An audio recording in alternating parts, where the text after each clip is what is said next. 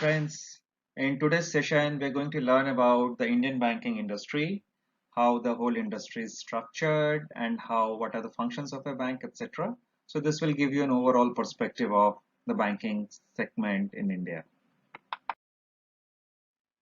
So first of all, one key thing all of us have to understand is banking is a business, right? So it's not a social service or something like that, which many people assume that okay, because banks have been run by governments and there are many banks which are owned by government, so people think that it's only a service oriented department run by government, but that's not the truth is that banking is a business, and like any business which has an objective of making profit, banks also have to make profit. So are in the business of making profit by selling their products and services to customers, giving them good service, and therefore and thereby by earning money from the customers and making profit. So that's the business of banking. Now, how banks make money? Let's try to understand this. So the business of banking is borrowing money from the people who have got excess money at a lower rate and giving loan to the people who need such money at a higher rate. And this difference between lending rate and borrowing rate is what bank's margin is. So as simple as that. So customers who have got excess money, they keep their money in savings account, current account, fixed deposits or recurring deposits, and banks pay them some interest. Except for current account, and all other accounts banks pay them some interest. And then similarly at the same time there are other people who want money, who want to purchase, for example, a house or a car, or for their running their businesses, or they want to develop a project. So they have a need and they borrow money from bank, and banks give them loan at a higher rate. And the differential between these two is the earning for the bank. So income minus cost is what the earning is in the accounting language. So for the bank, the income is high rate on the loan and low rate on the deposit. The difference between these two is called the interest income for a bank. Then the second critical aspect of banking income is fee income.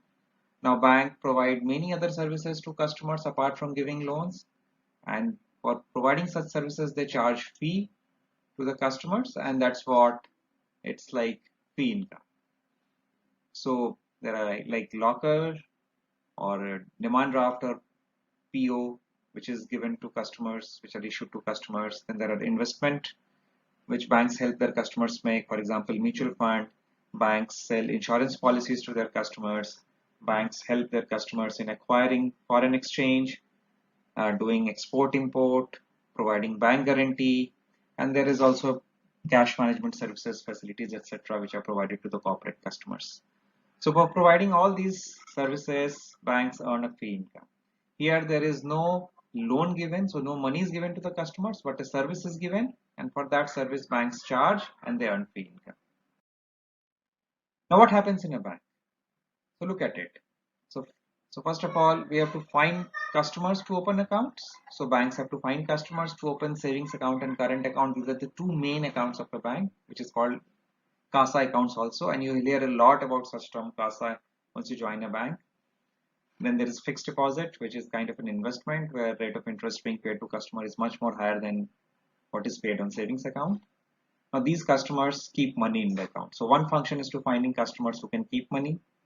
Then the second function is to finding customers to give loans. There are the people who require loans for various needs. So the second functioning in the bank is to find customers to give loans. So there is a liability department. Liability is like opening account and taking deposit from the customer. And there is an asset department, which is like giving loan to the customer. So for both, you have to source customers, find customers. So this is one. Then finding customers for fee income. So typically the internal customers only who may have a liability account or a asset account with the bank, they take loans also, and they also give fee income to the bank by taking other products. And then once all these customers are there, then banks have to service their requirements, day-to-day transaction needs and other service requirements, and handle their queries and complaints. So this is what typically happens in a bank branch. And what are the roles in a bank? So typically you will have, as I told you, for sourcing customers. So for CASA sales, there is a department. For loan sales, there is a department, and there are people for other product sales. So this is business development is the most critical role in a bank, and most of the people that you will see in a bank, especially in the private sector, will be in the business development roles. Then there is a relationship management role, which is typically handling high-end customers, people who are keeping higher deposits, more amount of money in the bank, so they require special services. Banks want to give them special preference. So those are the relationship management customers. And there are roles related to customer service and operations. For example, in the branch, there are cashiers, tellers, team to open account, team to handle walk-in customers, etc. And similarly, at the back end, there are roles. So, like for example, back office, phone banking, etc. So those are the back end roles where customers are giving services at the back end. And then there are support functions like product, marketing, finance, IT, HR. So these are the kind of roles in a bank. So typically, most of the people are in business roles. They're in branches or open market sourcing, and that's the key role in a bank. And there are support roles in the bank. So friends, we saw the basic functioning of a bank and the basic functioning of a branch and the business of the bank so far. So I would recommend you to go to any bank's website and read their annual report. That will give you a much more deeper idea about the functioning of a bank. We'll see the remaining things in the next chapter. Thank you. Friends, in this section, we'll try to understand a little bit more about the banking industry, the structure of the banking industry as a whole. In the previous section, we saw how banks operate, what are the main functions of bank, and how do banks make income and profit, and what are the key roles inside a bank and a bank branch. But in this section, let's look at the banking industry as an overall. So banking industry structure is like there is a regulator called Reserve Bank of India or RBI. You must have heard about this. And all the banks come under RBI guidelines. So RBI is the nodal body which directs and controls the banking industry. So you have banks who will have to take, for opening a bank and running a bank, one requires a license from RBI. So RBI, one has to apply to RBI, and not only banks, even for a finance company, you require a license from RBI. So RBI is the main regulator of financial services industry in the country. So banks have to apply for a license, and RBI gives a license, and then banks can start operating. Then RBI tells you what all can you do, what all you cannot do, where all can you open branches, what all services can you provide, etc. And there is RBI's guideline and rules and regulations which each bank has to follow, and banks have to act within those rules and regulations only. Within those rules and regulations, banks can frame their own policies, but banks cannot do anything which is not a part of those rules and regulations. They can't go beyond that and decide their own policies beyond those rules and regulations. That's not possible.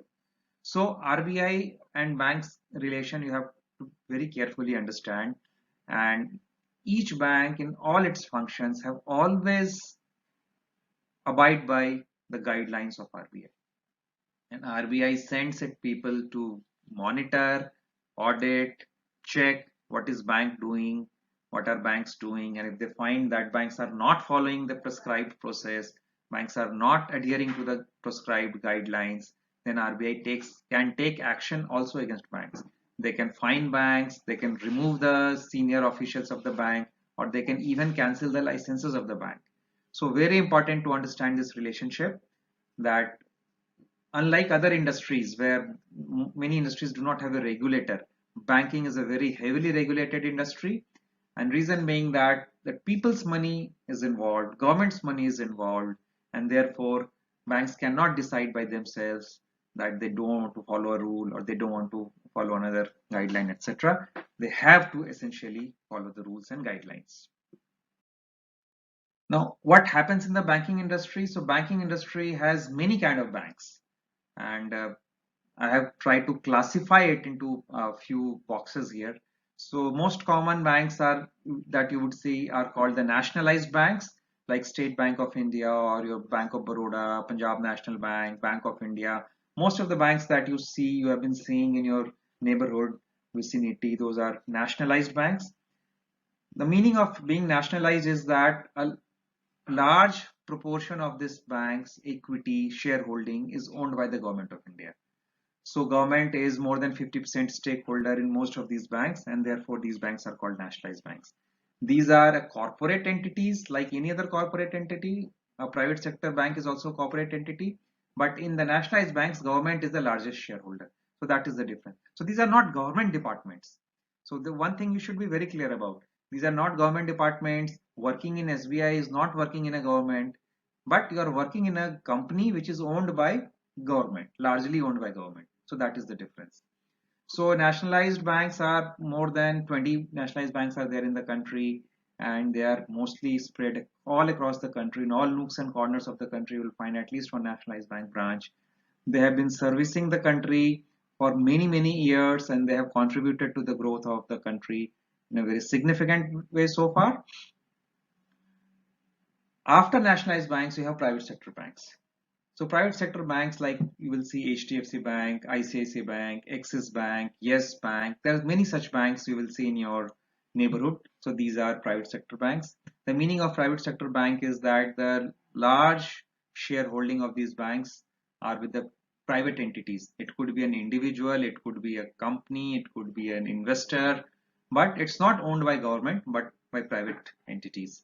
So these banks have been there for quite some time now. I mean, the new generation private sector banks like HDFC and ICICI started in 1995, and they have differentiated themselves by giving excellent customer service, use of technology, and bringing in newer and newer products to the market. And they have also created a very good benchmark for other banks to follow in the industry. Then the third category could be like what is called a small finance bank. So these are the new category of banks have started in last 2-3 years time. So you have banks like Equitas Bank, Jana Bank, Utkarsh Bank, etc. These are small finance bank. So their main goal is to cater to the SME industry or small, as the name suggests, small finance means they are not into corporate banking. They're into retail or small SME, small enterprises banking. And these are also like there are many banks have come up in this space, and they are also now spreading their wings, especially in the rural area and tier 2 and tier 3 cities. Then you have foreign banks which are there in India for quite some time now.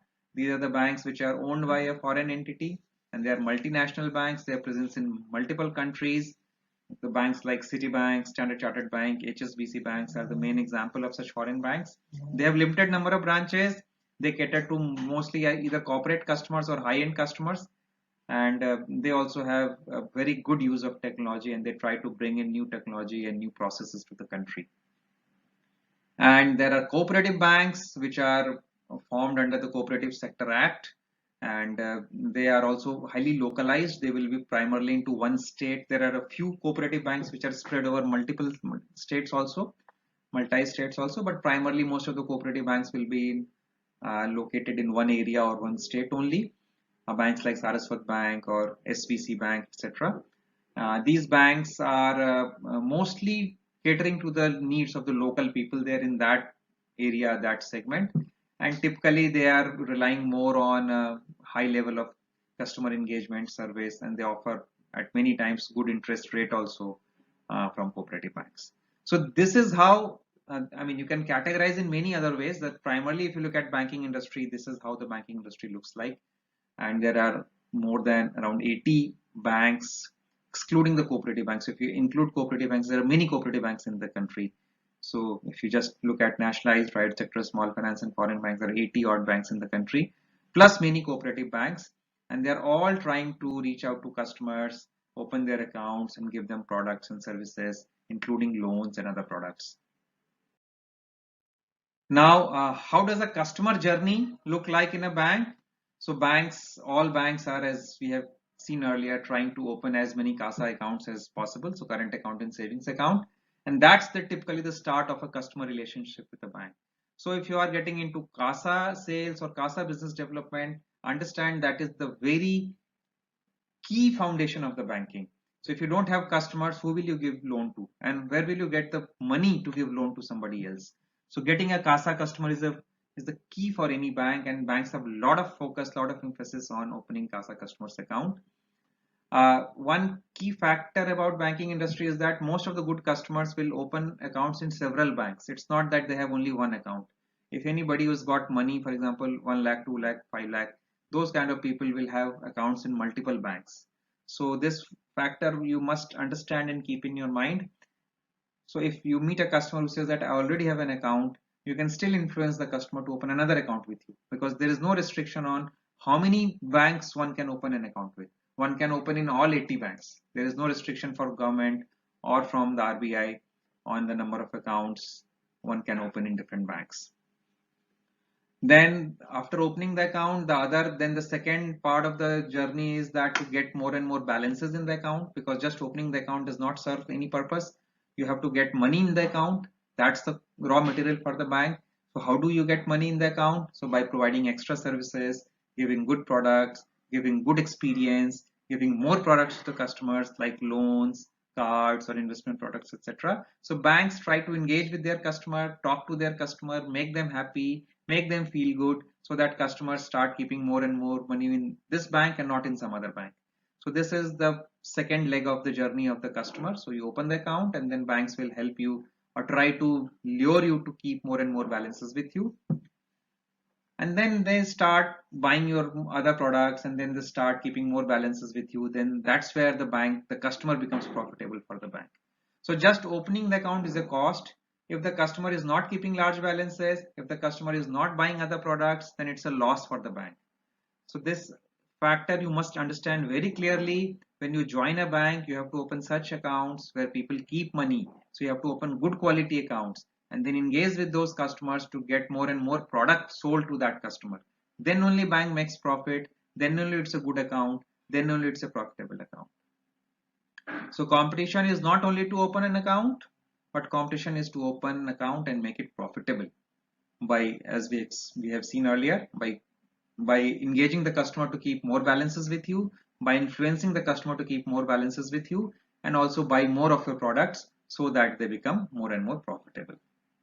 So friends, that's in a nutshell about the banking industry and what does banks want to do with their customers.